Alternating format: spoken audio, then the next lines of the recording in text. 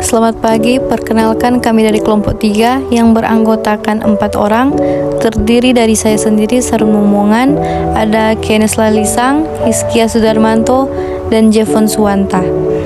Di sini saya sebagai pemateri akan membahas materi mengenai anoa. Pengertian anoa. Anoa adalah satwa endemik Pulau Sulawesi, Indonesia. Anoa juga menjadi fauna identitas Provinsi Sulawesi Tenggara. Satwa langka dan dilindungi ini terdiri atas 2 spesies atau jenis, yaitu Anoa pegunungan atau Bubalus quarlesi dan Anoa dataran rendah atau Bubalus depressicornis. Kedua satwa ini tinggal dalam hutan yang jarang dijamah manusia. Kedua spesies Anoa tersebut hanya dapat ditemukan di Sulawesi, Indonesia. Diperkirakan saat ini terdapat kurang dari 5.000 ekor yang masih bertahan hidup. Anoa sering diburu untuk memiliki kulitnya, tanduknya, dan dagingnya. Anoa dataran rendah atau Bubalus depressicornis sering disebut sebagai kerbau kecil karena anoa memang mirip kerbau, tetapi pendek serta lebih kecil ukurannya, kira-kira sebesar kambing. Spesies bernama Latin Bubalus depressicornis ini disebut sebagai lowland anoa, Anoa deilanura atau Anoa des Plaines. Anoa yang menjadi fauna identitas Provinsi Sulawesi Tenggara ini lebih sulit ditemukan dibandingkan Anoa pegunungan. Anoa dataran rendah Bubalus depressicornis mempunyai ukuran tubuh yang relatif lebih gemuk dibandingkan saudara dekatnya Anoa pegunungan Bubalus quarlesi. Panjang tubuhnya sekitar 150 cm dengan tinggi sekitar 85 cm. Tanduk Anoa dataran rendah panjangnya 40 cm, sedangkan berat tubuh Anoa dataran rendah mencapai 300 kg. Anoa dataran rendah hidup di habitat mulai dari hutan pantai sampai dengan hutan dataran tinggi dengan ketinggian 1000 mdpl. Anoa menyukai daerah hutan di tepi sungai atau danau, mengingat satwa langka yang dilindungi ini selain membutuhkan air untuk minum, juga gemar berendam ketika sinar matahari menyengat. Anoa pegunungan Bubalus quarlesi sering disebut juga sebagai mountain anoa, Anoa de montane, Anoa de quarle, Berganoa, dan Anoa de montana. Dalam bahasa Latin, Anoa pegunungan disebut Bubalus quarlesi. Anoa pegunungan mempunyai ukuran tubuh yang lebih ramping dibandingkan Anoa dataran rendah. Panjang tubuhnya sekitar 122-153 cm dengan tinggi sekitar 75 cm.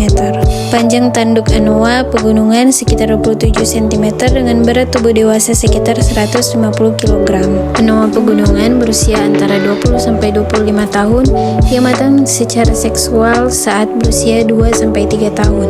Seperti Anoa dataran rendah, Anoa ini hanya melahirkan 1 bayi dalam setiap masa kehamilan yang bersekitar 9-10 bulan.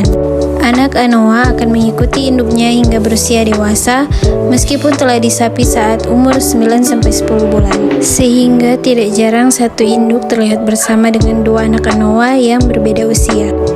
Anoa pegunungan berhabitat di hutan dataran tinggi hingga mencapai ketinggian 3000 mdpl, meskipun terkadang Anoa jenis ini terlihat turun ke pantai untuk mencari garam mineral yang diperlukan dalam proses metabolismenya. Morfologi dan ciri fisik. Jika dilihat melalui gambar atau foto, sebagian besar dari kita mungkin akan terkecoh ketika diminta membedakan anoa dan kerbau. Hewan herbivora ini memiliki kemiripan dengan kerbau karena memang berkerabat dekat. Satwa endemik Sulawesi ini mempunyai warna kulit terang hingga kecoklatan seperti kerbau. Jenis Anoa dataran rendah atau Bubalus depressicornis memiliki tinggi pundak sekitar 80 hingga 100 cm dengan berat sampai 300 kg. Sedangkan Anoa gunung atau Bubalus quarlesi memiliki tinggi pundak 60 sampai 75 cm dengan berat 150 kg. Struktur bentuk kepala satwa ini mirip dengan sapi dan bentuk kaki serta kukunya menyerupai banteng. Kaki depan Anoa berwarna putih seperti sapi Bali, akan tetapi terdapat garis hitam di bawahnya. Tanduk Anoa Sulawesi memiliki penampang seperti kerbau, yaitu mengarah ke belakang mirip penampang segitiga. Makanan Anoa. Rerumputan adalah makanan pokok bagi hewan herbivora seperti anoa, sapi, kerbau, kambing, dan lainnya. Selain itu, anoa juga memakan tumbuhan lain seperti semak, herba, daun-daun muda, tumbuhan, buah-buahan, tunas pohon, serta umbi-umbian.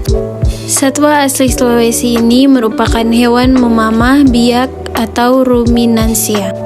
Kebutuhan garam dan mineral satwa langka ini diperoleh dengan cara menjilat batu-batuan sekitar pegunungan. Sedangkan bagi anoa dataran rendah, mereka mencukupi kebutuhan garam dan mineral dengan minum air laut. Di habitat alaminya, anoa cenderung memiliki sifat pemakan semak daripada pemakan rumput. Hal tersebut sejalan dengan pengamatan yang dilakukan di kebun binatang Ragunan yang menyimpulkan bahwa anoa termasuk penyuka makanan campuran daripada makanan tunggal. Sifat dan perilaku. Kehidupan hewan langka asal Indonesia adalah soliter atau semi-soliter karena jarang ditemukan hidup dalam kawanan besar atau berkelompok. Biasanya hanya sendiri atau setidaknya dalam kawanan kecil 2-5 ekor. Kelompok tersebut terdiri dari sepasang individu, anoa yang mengandung atau induk bersama anaknya. Binatang endemik ini umumnya hidup di kawasan hutan yang lebat, dekat aliran sungai, hutan rawa, serta sumber air seperti danau atau sumber air panas yang mengandung mineral garam di pesisir pantai Sulawesi. Kebiasaan unik hewan satwa langka ini adalah sering menjilati batu-batuan di habitat mereka.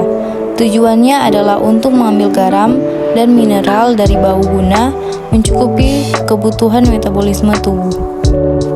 Perkembangbiakan anoa. Seperti mamalia pada umumnya, masa kehamilan anoa sekitar 275 hingga 315 hari. Induk betina rata-rata hanya melahirkan 1 bayi dan sangat langka melahirkan 2 bayi. Bayi anoa yang baru lahir memiliki bulu coklat kekuningan atau keemasan dengan bulu yang sangat tebal. Setelah beranjak dewasa, maka warnanya akan semakin gelap. Anak anoa akan terus bersama induknya antara 6 bulan sampai 9 bulan dan akan hidup mandiri ketika dewasa. Hewan ini memiliki harapan hidup sampai 20 atau 30 tahun dan telah mampu bereproduksi ketika menginjak umur 2 atau 3 tahun. Status kelangkaan anoa. Populasi anoa yang terus menurun akibat faktor alam maupun manusia menjadikannya sebagai hewan langka yang terancam punah. Memerlukan perhatian khusus. Dari kedua jenis satwa endemik Sulawesi ini, anoa dataran rendah adalah yang paling terancam karena hidup di habitat yang mudah diakses oleh manusia. Sedangkan anoa pegunungan sedikit lebih aman karena hidup di wilayah yang lebih sulit diakses. Perburuan yang dilakukan oleh manusia umumnya untuk mencari daging serta mengambil tanduk. Alih fungsi hutan untuk lahan perkebunan, pertanian, dan pemukiman semakin memperparah ancaman terhadap anoa terhadap kepunahan. Bahkan ada data yang mengatakan sekitar 275 anoa dewasa mati akibat perburuan setiap tahunnya. Status konservasi anoa. Anoa yang tersebar di alam liar Sulawesi tidak lebih dari 2.500 pada masing-masing jenis. Laju penurunan populasinya sekitar 20% dalam kurun waktu 14-18 tahun terakhir.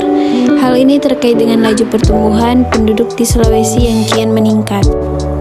Pembukaan lahan hutan untuk kegiatan perkebunan, pertambangan, pertanian, dan pemukiman membuat populasi anoa semakin terdesak dan daya jelajahnya semakin sempit.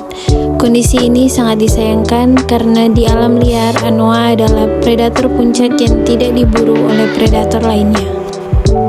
Murahnya harga daging satwa langka ini menjadi alternatif bagi warga yang ingin mengonsumsi daging.